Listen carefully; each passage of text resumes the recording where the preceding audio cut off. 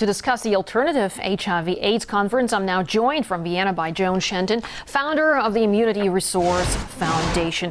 Ms. Shenton, thank you very much for being here with us in the program on RT. If I understand correctly, your foundation disputes the established mainstream scientific understanding of HIV and AIDS. Why is that, and what prompted you to set this foundation up? Right. Well, for 24 years now, we have been challenging this hypothesis that HIV causes AIDS with leading scientists around the world. And I'm a television producer, an independent producer, and I made 11 documentaries on the subject that were transmitted around the world. But it didn't shift opinion.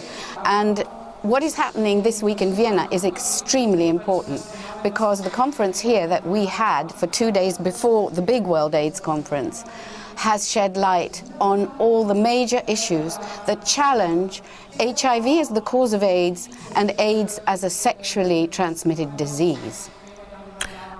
Well, John, the question that I wanted to ask you is that if you're rejecting conventional methods of treatment, which you say are still strong, what sort of alternative forms does your foundation have on offer?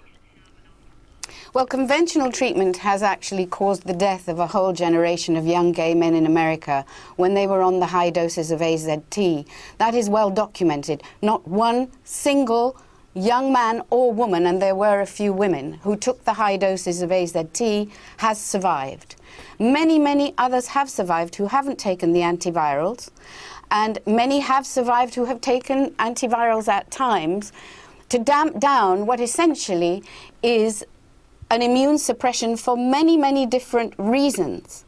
So it's extremely important to be challenging this hypothesis, which, of course, is tied up with hundreds and billions of thousands of dollars of international money, which have led to absolutely no result. Well, Joan, do we have reasons to believe that alternative methods are more effective than the current mainstream ones?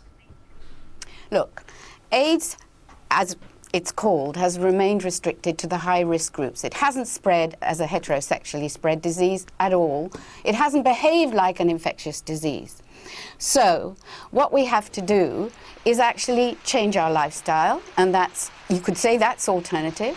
Look after your health, not indulge in huge high-risk activity, which is happening now. People are looking after themselves more, who were in the very fast-track life with multiple sexual partners and multiple sexually transmitted diseases. And then, if you look after yourself enough, you will get better. And that is my experience. And I've been watching young people who tested positive many years ago. In fact, we did a test ourselves. We tested 35 blood samples through at the University of Surrey.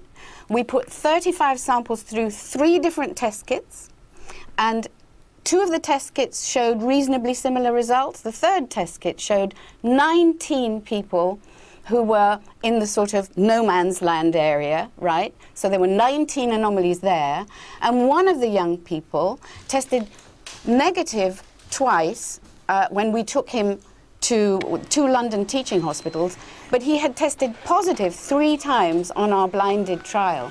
So the HIV test is an absolute crime. People really, I mean, when you think that the HIV test, you can test positive for HIV if you have 67 conditions in Orthodox medicine. They accept that there are 67 conditions that make you test positive for HIV, or can. TB, syphilis, malaria, invasive mycosis.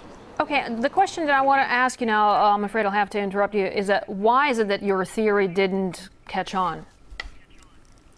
Well, it has caught on. If you think, Rethinking AIDS in America has 1,000 members. We have a Nobel laureate who supports us. We have at least 500 leading molecular scientists around the world who support the alternative view and challenge the infectious hypothesis. Basically, it's very difficult to challenge a major orthodoxy these days because the media is so powerful. The drug industry is more powerful than government. So what you have is a situation where we're David and Goliath, but we're going to get there in the end, because by persevering, the truth will come out. Okay. Joan Shenton, thanks very much indeed for sharing your views with us. That was founder of the Immunity Resource Foundation talking to us from Vienna, where the HIV/AIDS conference starts today.